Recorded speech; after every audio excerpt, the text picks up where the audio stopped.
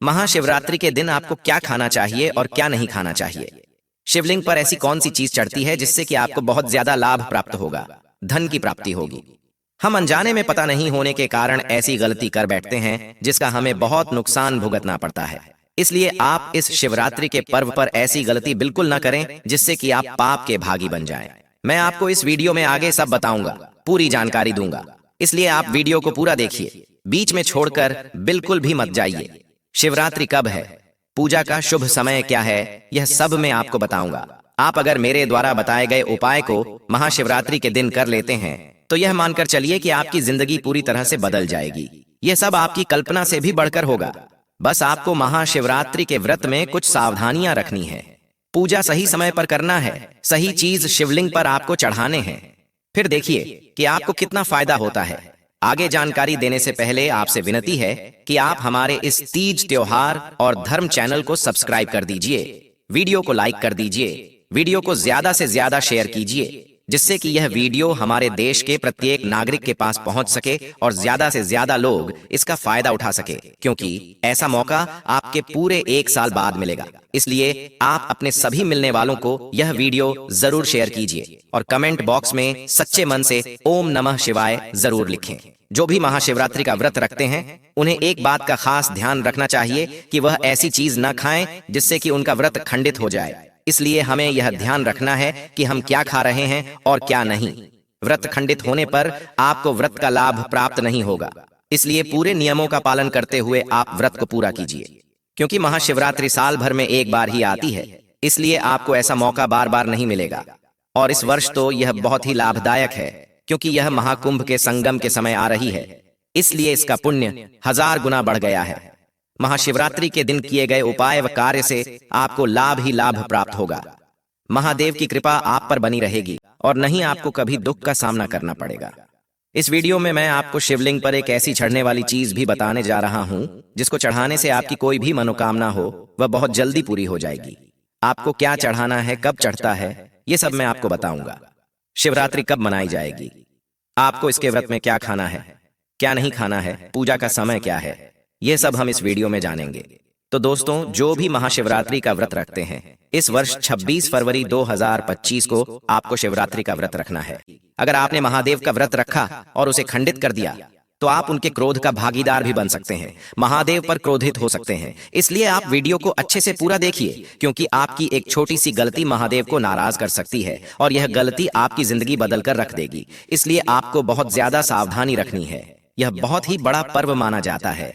आप इस दिन छोटे छोटे उपाय करके महादेव को प्रसन्न कर सकते हैं और उनका आशीर्वाद प्राप्त कर सकते हैं। एक बार आपको अगर महादेव की कृपा प्राप्त हो जाएगी तो फिर आपको कोई भी नुकसान नहीं पहुंच सकेगा।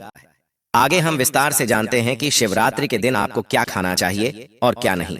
इस वीडियो के अंत में मैं आपको यह भी बताऊंगा कि आपको कौन सी चीज भगवान शिव को इस दिन चढ़ानी है, जिससे कि भोलेनाथ बहुत जल्दी प्रसन्न हो जाते हैं और आपको अपनी इच्छा अनुसार फल प्रदान करते हैं। एक बात का आप विशेष ध्यान रखिए कि कुछ भी हो जाए, आपको महाशिवरात्रि जैसे पवित्र दिन पर मांस मदिरा का सेवन नहीं करना है, किसी को बुरा शब्द नहीं कहना है, किसी की बुराई नहीं करनी है, किसी की निंदा ना करें और आपको इस दिन दाल चावल गेहूं से बना हुआ खाना भी नहीं खाना है। इस दिन आपको सिर्फ फल, दूध, चाय, कॉफी आदि ले सकते हैं। अगर आपसे नहीं हो पा रहा हो तो आप पूरे दिन में एक बार शाम के समय खिचड़ी खा सकते हैं और फल भी खा सकते हैं, लेकिन आपको बार बार नमक का खाना नहीं खाना है। आपको खिचड़ी एक बार ही खानी है। और अगर आप सच में भगवान शंकर को प्रसन्न करना चाहते हैं तो इस दिन आप लाल या पीले रंग के वस्त्र ग्रहण कीजिए, क्योंकि यह दोनों रंग शुभ माने जाते हैं।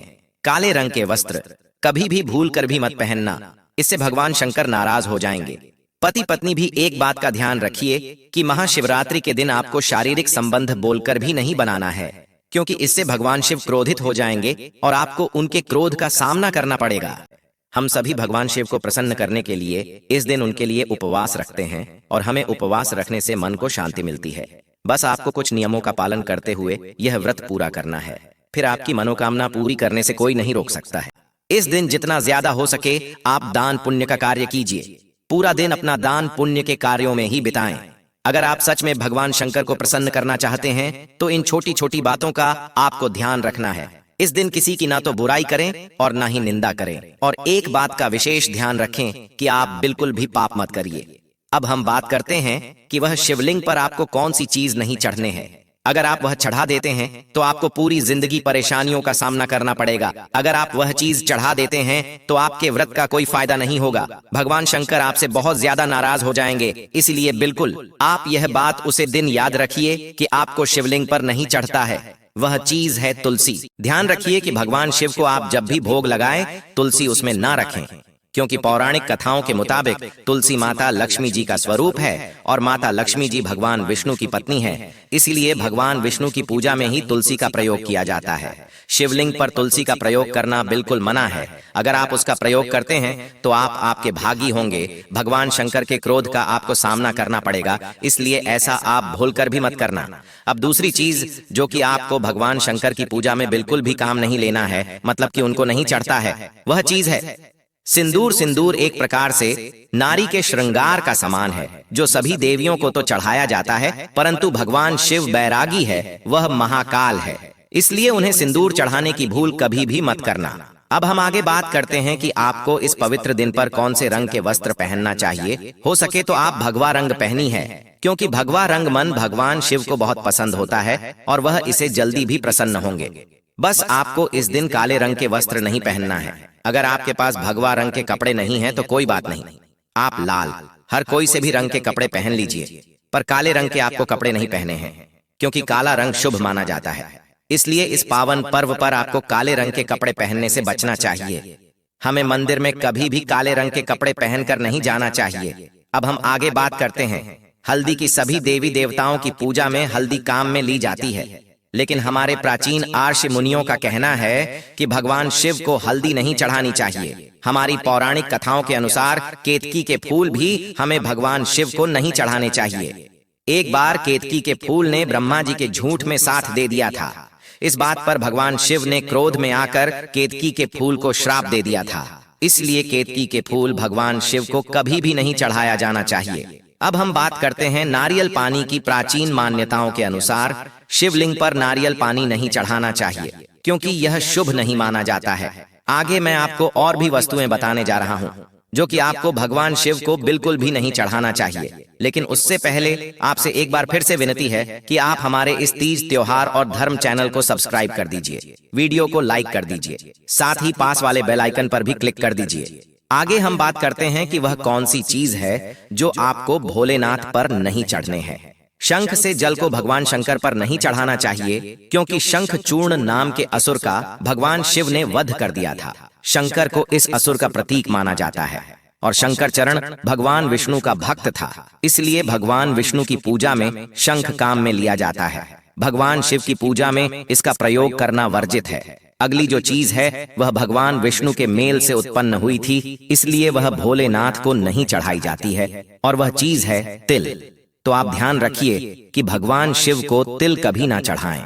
किसी भी पूजा में हमें टूटे हुए चावल का प्रयोग नहीं करना चाहिए। खासकर शिवरात्रि के दिन आप पहले से ही देख लें कि चावल टूटे हुए तो नहीं है। अगर आप टूटे चावल भगवान को चढ़ाते हैं तो इससे आप उनके क्रोध के भागीदारी होंगे और आपको उनके क्रोध का सामना करना पड़ेगा। इसलिए आप किसी भी पूजा में टूटे चावल का प्रयोग ना करें। यह तो वह चीज थी जो आपको भगवान शिव को नहीं चढ़ता है। अब हम बात करते हैं कि आपको उन्हें क्या चढ़ाना चाहिए जिससे कि वह बहुत जल्दी आपसे प्रसन्न हो जाए। सबसे पहले हम बात करते हैं गंगा जल की। गंगा जी भगवान विष्णु के चरणों से निकली और भगवान शिव की जटा से धरती पर उतरी, इसलिए सभी नदियों में से गंगा को सबसे अधिक पवित्र माना गया है। अगर आप गंगा जल से भगवान शिव का अभिषेक करते हैं तो आपको मानसिक सुख शांति प्राप्त होती है। भगवान शिव आप पर प्रसन्न होते हैं और आपको उनकी कृपा प्राप्त होती है। एक बहुत खास चीज जो कि आपको भगवान शिव की पूजा में हमेशा काम में लेना चाहिए, वह है 3 पत्तों वाला बेलपत्र। आप हमेशा भगवान शिव की जब भी पूजा करें तो आपको बेलपत्र जरूर चढ़ाना चाहिए। एक बात का ध्यान रखिए कि बेलपत्र कटा फटा हुआ नहीं होना चाहिए, 3 पत्तों वाला पूरा होना चाहिए, क्योंकि बेलपत्र के तीनों पत्तों को त्रिदेव यानी कि ब्रह्मा विष्णु महेश का प्रतीक माना जाता है। अगर आप महाशिवरात्रि के अवसर पर महादेव को बेलपत्र अर्पित कर देते हैं तो आपको शिवलोक की प्राप्ति होगी। ऐसा हमारे प्राचीन ऋषि मुनियों का कहना है। एक और खास चीज जो कि धतूरे के फूल।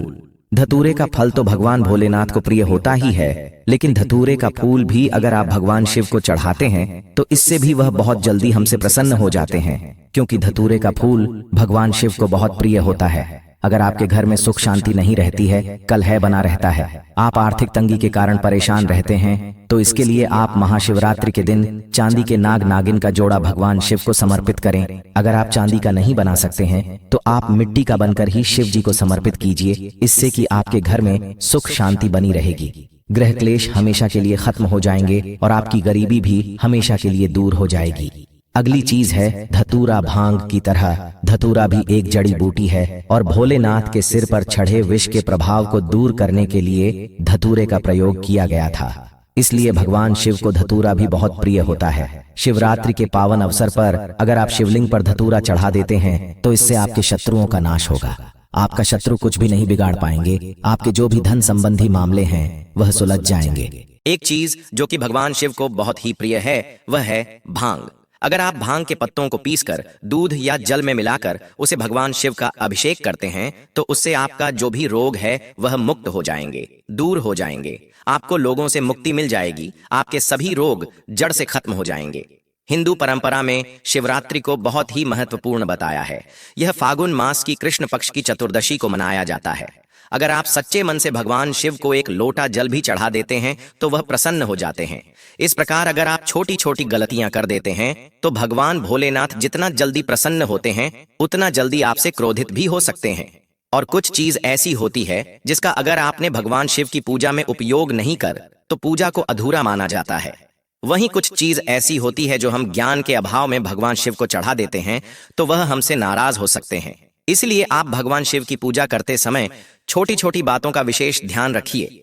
इसलिए इस पूरी वीडियो में मैं आपको यही बता रहा हूं कि आपको क्या करना चाहिए और क्या नहीं, कौन सी वस्तु भगवान शिव को प्रिय है और कौन सी नहीं। जो भगवान शिव को प्रिय नहीं है वह भूल कर भी आप उनको ना चढ़ाएं। ऐसा आप क्या करें जिससे कि भगवान शंकर और माता पार्वती दोनों ही आपसे प्रसन्न हो जाए और उनका आशीर्वाद आपको मिल सके। भगवान शंकर की पूजा आपको सफेद दिया लाल रंग के कपड़े पहनकर ही करना चाहिए, क्योंकि यह रंग शुभ माना जाता है। हमारे प्राचीन धर्मशास्त्रों के अनुसार महाशिवरात्रि के दिन भगवान शंकर शिवलिंग के रूप में प्रकट हुए थे, इसलिए इस दिन शिवलिंग की पूजा करना सबसे ज्यादा श्रेष्ठ बताया गया है। शिवलिंग की पूजा करने से भगवान शंकर और माता पार्वती प्रसन्न होते हैं और उनकी कृपा हमें प्राप्त होती है। महाशिवरात्रि के पर्व पर भगवान शिव का पूजन रात्रि के चारों पहर में किया जाता है। इस वर्ष हमारे पंचांग के अनुसार फागुन माह के कृष्ण पक्ष की चतुर्दशी तिथि यानी कि महाशिवरात्रि 26 फरवरी रात 9:45 पर शुरू होगी और समापन अगले दिन यानी कि 27 फरवरी को शाम 6:01 पर होगा। महाशिवरात्रि का व्रत 26 फरवरी 2025 यानी कि शुक्रवार को रखा जाएगा। अब मैं आपको बताता हूँ कि इस दिन पूजा का शुभ समय क्या है। इसके प्रथम पहर की पूजा 26 फरवरी को शाम 6:02 पर शुरू होकर रात्रि 9:28 पर होगा। दूसरे पहर की पूजा 26 फरवरी को रात 9:28 पर होगी और समापन 27 फरवरी को रात 12:31 तक होगा। अब हम बात करते हैं तीसरे पहर की पूजा की। तीसरे पहर की पूजा 12:31 से शुरू होकर 3:34 पर समाप्त होगा, तो आप इसी समय में पूजा करें। महाशिवरात्रि का मतलब ही भगवान शिव की रात के समय में पूजा करना है। इससे भगवान शिव बहुत जल्दी प्रसन्न हो जाते हैं और आपको अपनी मनोकामना पूर्ति का मौका मिलता है। आपको मनचाहा वरदान दे देते हैं। और एक बात का ध्यान रखें, भगवान शिव की पूजा के साथ माता पार्वती की पूजा भी जरूर करें। इससे आपको दोनों का आशीर्वाद एक साथ प्राप्त होगा और दोनों की कृपा आप पर बनी रहेगी। भगवान शिव की पूजा करते समय बेलपत्र चढ़ाना बिल्कुल भी न भूले, क्योंकि बेलपत्र के बिना भगवान शिव का पूजन अधूरा माना जाता है। उसे बेलपत्र पर चंदन से ओम नमः शिवाय जरूर लिखें और पूजा करते समय शिव जी का मन से ध्यान कीजिए, उन्हें मन से याद कीजिए। ऐसा करने से वह आपसे बहुत जल्दी प्रसन्न हो जाएंगे। महाशिवरात्रि के दिन आपको भगवान शंकर का जागरण अवश्य करवाना चाहिए। इससे आपको महाशिवरात्रि का पूरा फल प्राप्त होगा। और एक बात का और ध्यान रखिए कि भगवान शिव की पूजा करने से पहले आपको गणेश जी, कार्तिकेय, नंदी की और माता पार्वती की पूजा भी अवश्य करनी चाहिए, नहीं तो आपको पूजा का फल प्राप्त नहीं होगा। इस दिन आपको बैल को हरा चारा जरूर खिलाना चाहिए, क्योंकि बैल नंदी जी का रूप माना जाता है, जो कि भगवान शिव को बहुत प्रिय है। तो आप इन सब बातों का ध्यान रखिए और इन बातों को ध्यान में रखकर उनकी सच्चे मन से पूरी श्रद्धा से पूजा कीजिए। फिर देखिए कि आप पर भगवान शिव कितना जल्दी प्रसन्न होते हैं। अब हम बात करते हैं कि आपको इस दिन क्या क्या खाना चाहिए। भगवान शिव को भांग बहुत प्रिय है, अतः आपको इस दिन भांग जरूर खाना चाहिए। अगर आप भंग नहीं खाते हैं तो आपका व्रत अधूरा माना जाएगा। अगर आप भांग का नहीं सकते हैं तो उसका थोड़ा सा स्वाद ले लीजिए। इससे भगवान शिव आप पर बहुत जल्दी प्रसन्न होंगे और आपका व्रत भी पूरा हो जाएगा। और भांग का अगर आप प्रयोग नहीं करते हैं तो आपका व्रत अधूरा माना जाएगा। इसलिए आपको भगवान शिव और माता पार्वती के कृपा प्राप्त करने के लिए इन छोटी छोटी बातों को ध्यान रखना बहुत जरूरी है। आप शिवरात्रि के दिन व्रत रखते हैं तो आप अनार, संतरे या किसी भी फल का जूस ले सकते हैं, लेकिन गन्ने का जूस आप भूल कर भी नहीं लीजिए। आप इस दिन सभी फल का प्रयोग कर सकते हैं, लेकिन गन्ना आपको भूल कर भी काम में नहीं लेना है। इससे भगवान शिव आपसे नाराज हो सकते हैं और आपको उनके क्रोध का सामना करना पड़ेगा। तो यह सब बातें हैं जो कि आपको ध्यान में रखनी है और शिवरात्रि के व्रत का पालन करना है। आप इन बातों का ध्यान रखते हुए अगर व्रत का पालन करते हैं तो भगवान शिव और माता पार्वती आपसे जल्दी ही प्रसन्न हो जाएंगे और आपको उनकी कृपा प्राप्त होती रहेगी। अगर आप सच में भगवान शंकर की कृपा प्राप्त करना चाहते हैं तो सच्चे मन से कमेंट बॉक्स में हर हर महादेव जरूर लिखें। एक बार फिर से आपसे विनती है कि हमारे इस तीज त्योहार और धर्म चैनल को सब्सक्राइब कर दीजिए, वीडियो को लाइक कर दीजिए, साथ ही पास वाले बेल आइकन पर भी क्लिक कर दीजिए, जिससे कि आपको नए नए वीडियो का नोटिफिकेशन मिलता रहे। धूप घास भगवान गणेश जी को और देवी दुर्गा को चढ़ाई जाती है। देवी दुर्गा और गणेश जी को यह बहुत ही प्रिय होती है। आता है इनकी पूजा में इसे जरूर चढ़ाना चाहिए, इससे वह बहुत जल्दी हमसे प्रसन्न हो जाते हैं। हमारे प्राचीन शास्त्रों में इसके बहुत ही ज्यादा चमत्कारी फायदे बताए हैं। उनमें से कुछ आयुर्वेदिक, कुछ तांत्रिक फायदे मैं आपको बताऊंगा, साथ में धार्मिक प्रयोग भी मैं आपको इसके बताऊंगा। आपको ज्यादा कुछ नहीं करना है, बहुत आसान से उपाय मैं आपको बताने जा रहा हूं। हमारे आसपास जितने भी पेड़ पौधे हैं, वनस्पतियां हैं, सब भगवान शंकर के द्वारा उत्पन्न किए गए हैं। उनमें से हम यहाँ पर धूप घास की बात करने जा रहे हैं। धूप घास बहुत ही आसानी से कहीं भी मिल जाती है। इसे हम कहीं भी चले जाएं, कोई से भी राज्य में, देश में चल जाए, धूप घास आपको मिल ही जाएगी, क्योंकि यह बहुत ही कम पानी में भी पनप जाती है, इसलिए यह आसानी से मिल जाती है।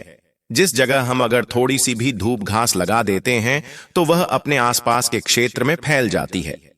आजकल तो लोग घरों की सुंदरता को बढ़ाने के लिए भी धूप घास को अपने घर के बाहर या फिर अंदर भी लगाने लगे हैं। इससे हमारे घर का वातावरण भी शुद्ध रहता है, साथ ही हमारे घर में सकारात्मक ऊर्जा का निवास रहता है। नकारात्मक ऊर्जा हमारे घर में प्रवेश नहीं कर पाती है और हमारे घर का वातावरण सुख में वह शांतिपूर्वक बना रहता है। साथ ही इसमें देव शक्ति का निवास होने के कारण देवी शक्तियों का भी हमारे घर में वास बना रहता है। अब इसके मैं आपको फायदे बताने जा रहा हूं। सबसे पहले हम इसके आयुर्वेदिक प्रयोग के बारे में बात करेंगे, फिर मैं आपको इसके दिव्य चमत्कारी प्रयोग भी बताऊंगा। ये दोनों ही प्रयोग अगर आप जान लेते हैं और उपाय को कर लेते हैं तो आपकी जिंदगी पूरी तरह से बदल जाएगी। और अगर आप यह प्रयोग जान लेते हैं तो आप डॉक्टर के यहां जाना भूल जाएंगे, क्योंकि यह बहुत सारी बीमारी को ठीक करने में भी उपयोगी मानी जाती है। अपने जीवन में चल रही परेशानियों का आसन को भी आप इसके उपाय से आसानी से दूर कर पाएंगे। हमारे जो साधु महात्मा हैं जो जंगल में रहते हैं, वह अपने साधना को पूरा करने के लिए धूप घास का प्रयोग करते हैं। अब वह प्रयोग कैसे करते हैं मैं आपको बताता हूं। जो साधु लोग होते हैं वह अपने साधन संपन्न करने के लिए बहुत लंबे समय तक देवी देवताओं का अनुष्ठान करते हैं, उनका ध्यान करते हैं, उनकी साधना करते हैं। वह चाहते हैं कि उन्हें बहुत लंबे समय तक ना भूख लगे और ना प्यास लगे, ताकि उनकी साधना भंग ना हो और उसे वह बिना किसी विघ्न के पूरा कर सके। इसके लिए वह धूप घास का प्रयोग करते हैं। धूप घास के रस का वह अपनी साधना को पूरा करने के लिए प्रयोग करते हैं। अगर आप एक बार धूप घास के रस को पी लेते हैं तो 21 दिन तक आप बिना खाए, बिना पानी पिए आसानी से रह सकते हैं। इस तरह से साधु संत इसके रस का उपयोग करके अपनी साधना को आसानी से पूरा कर पाते हैं। और हमारे पूज्य गुरु जी का कहना है कि यह धूप घास शरीर की तासीर को भी ठंडा करती है। जैसे कि गर्मी के मौसम में बहुत ज्यादा गर्मी होने के कारण आपको लू लग जाती है शरीर में, गर्मी बढ़ जाती है, तासीर बढ़ जाती है, आपके शरीर का टेम्परेचर बढ़ जाता है। गर्मी के कारण आप बहुत परेशान हो जाते हैं। आप इसके लिए बहुत सारी दवा का भी प्रयोग करते हैं, ठंडा पेय पदार्थ भी पीते हैं, लेकिन फिर भी आपको कोई फायदा नहीं होता है। थोड़ी भी राहत आपको प्राप्त नहीं होती है। तो इन सब परेशानियों से मुक्ति पाने के लिए आप धूप घास का प्रयोग कर सकते हैं। यह आपके शरीर की तासीर को ठंडक प्रदान करेगी, साथ ही आपकी जो भी समस्या है वह दूर हो जाएगी। इसके लिए आपको ज्यादा कुछ नहीं करना है।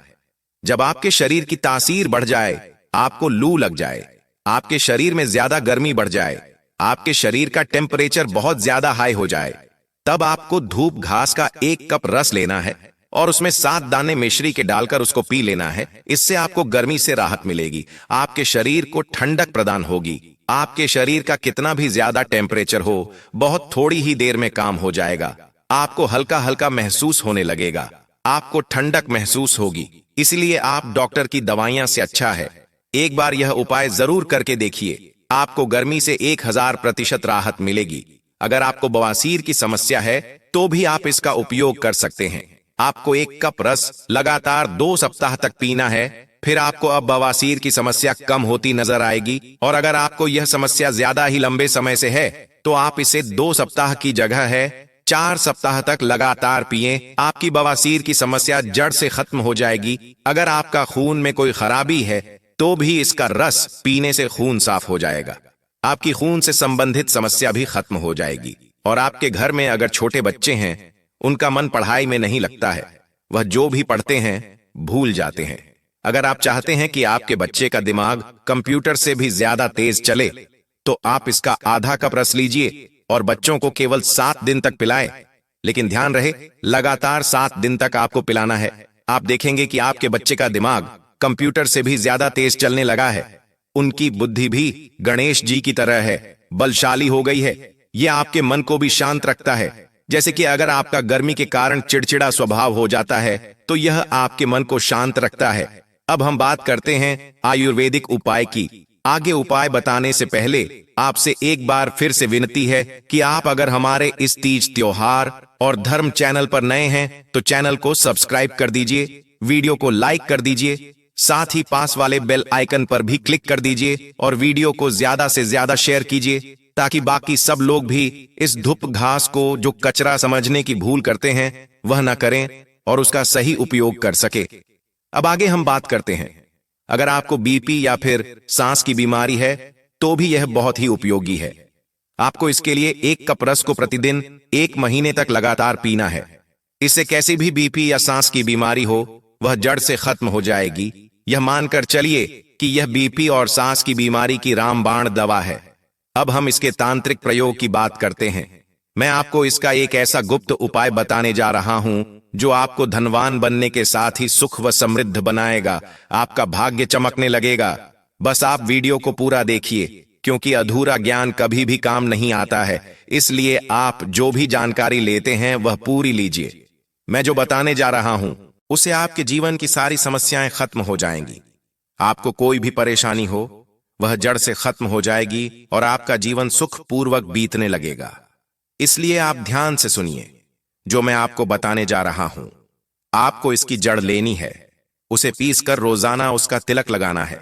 इसका तिलक लगाने से आपका मन शांत रहेगा, आपकी बुद्धि स्थिर रहेगी, आपका चेहरा चमकने लगेगा, सब आपकी ओर मोहित होंगे, सबका ध्यान आपकी ओर ही रहेगा, सब आपकी बात मानेंगे और आपके हर काम बनते चले जाएंगे।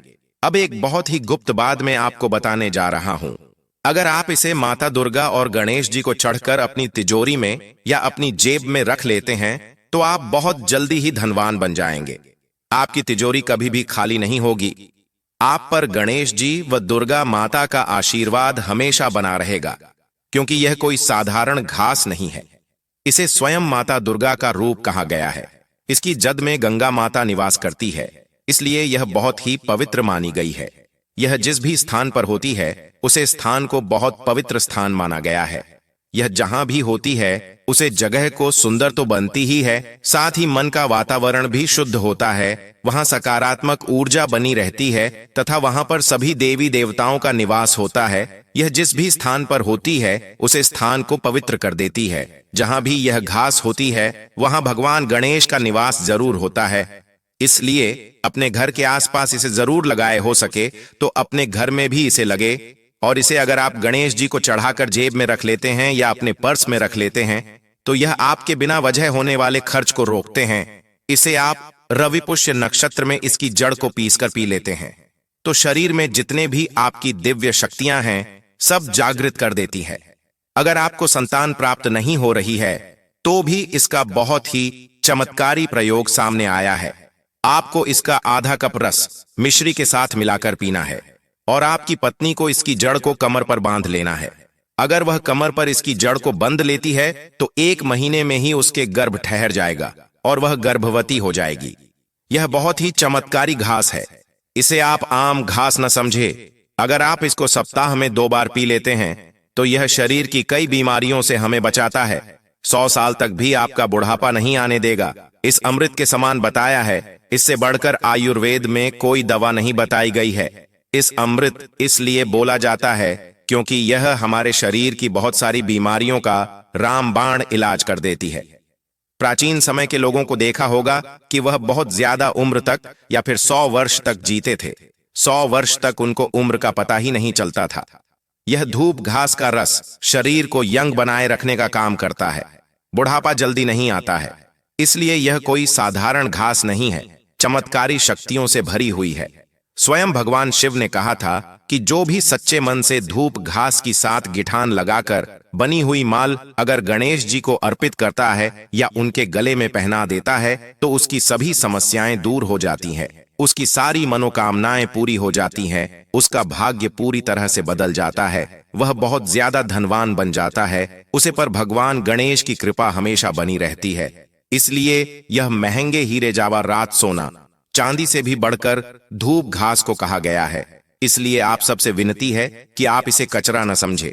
यह हमारे लिए सोने चांदी से भी बढ़कर है और आप इसका सही उपयोग कीजिए। अपने आसपास वाले अपने रिश्तेदारों सबको इसका महत्व बताइए और हो सके तो इसे आप अपने घर में घर के आसपास ज्यादा से ज्यादा लगाइए। तो दोस्तों, देखा आपने कि जिसे हम कचरा समझते थे वह हमारे कितने काम की चीज है। ऐसे ही और भी कई बहुत सारे पेड़ पौधे हैं जिसकी जानकारी हमें नहीं होती है। हम उनका उपयोग नहीं जानते हैं तो आप पहले उनका उपयोग जानिए, उसकी पूरी जानकारी प्राप्त कीजिए। हो सकता है वह हमारे बहुत काम की चीज हो। आप उन्हें ऐसे ही कचरा समझकर हटाने की भूल मत करना। दूब घास में कई महत्वपूर्ण पोषक तत्व और औषधीय गुण पाए जाते हैं जो इसे स्वास्थ्य के लिए लाभकारी बनाते हैं। इसमें एंटी इन्फ्लेमेटरी, एंटीसेप्टिक, एंटीबैक्टीरियल और एंटीवायरल गुण होते हैं जो विभिन्न बीमारियों के उपचार में सहायक हैं। दूब घास का रस पीने से शरीर की इम्यूनिटी मजबूत होती है जिससे संक्रमणों से लड़ने में मदद मिलती है। दूब घास में हाइपोग्लाइसेमिक प्रभाव होता है जो रक्त शर्करा के स्तर को नियंत्रित करने में सहायक है। सुबह खाली पेट दूब घास के रस का सेवन मधुमेह रोगियों के लिए लाभकारी हो सकता है। दूब घास का रस खून को साफ करने में मदद करता है और हीमोग्लोबिन के स्तर को बढ़ाता है जिससे एनीमिया जैसी समस्याओं में राहत मिलती है। पाचन तंत्र में सुधार। दूब घास का सेवन पाचन तंत्र को मजबूत करता है और कब्ज जैसी समस्याओं से राहत दिलाता है। दूब घास का पेस्ट त्वचा पर लगाने से खुजली, चकत्ते, एक्जिमा और सोरायसिस जैसी समस्याओं में राहत मिलती है। दूब घास का लेप माथे पर लगाने से सिर दर्द और माइग्रेन में आराम मिलता है। दूब घास के रस से कुल्ला करने से मुंह के छालों में राहत मिलती है। दूब घास का पेस्ट बवासीर के उपचार में सहायक होता है। दूब घास का रस किडनी स्टोन की समस्या में लाभकारी हो सकता है। दूब घास का सेवन वजन नियंत्रित करने में मदद करता है। दूब घास के कुछ धार्मिक उपाय बताता हूं आप सभी को, लेकिन पहले तीज त्योहार धर्म चैनल को सब्सक्राइब कर वीडियो लाइक कर दीजिए। कमेंट बॉक्स में जय श्री गणेश, जय मां लक्ष्मी लिख दीजिए। अब ध्यान से सुनिएगा। हिंदू धर्म में दूब घास का विशेष महत्व है। भगवान गणेश की पूजा में दूब घास अर्पित की जाती है जिससे भक्तों को भगवान की कृपा प्राप्त होती है। मान्यता है कि दूब घास चढ़ाने से भगवान गणेश प्रसन्न होते हैं और भक्तों की मनोकामनाएं पूर्ण करते हैं। दूब घास और हल्दी की माला बनाकर किसी भी गणेश मंदिर में अर्पित कीजिएगा और एक माला घर के मंदिर में गणेश जी को अर्पित कीजिए और फिर देखिए कैसे आप रुपयों पैसों में खेलते हैं। पैसा ना आए तो हमें कमेंट में आके बताइएगा। और अब समझिए दूब घास का उपयोग कैसे करें, रस का सेवन कैसे करें। तो देखिए, ताजी दूब घास को साफ करके उसका रस निकालें और सुबह खाली पेट इसका सेवन करें। दूब घास को पीसकर पेस्ट बनाएं और त्वचा संबंधित समस्याओं पर लगाएं। दूब घास के रस को पानी में मिलाकर उससे कुल्ला करें, जिससे मुंह के छालों में राहत मिलेगी। तो दोस्तों, मिलते हैं हम अगले वीडियो में नए उपाय के साथ। एक बार फिर से आपसे विनती है कि आप हमारे इस चैनल को सब्सक्राइब कर दीजिए, वीडियो को लाइक कर दीजिए, साथ ही पास वाले बेल आइकन पर भी क्लिक कर दीजिए। अगर आप भगवान शिव के सच्चे भक्त हैं तो कमेंट बॉक्स में ओम नमः शिव जरूर लिखिए। भगवान शिव आपकी सभी मनोकामना पूरी करेंगे।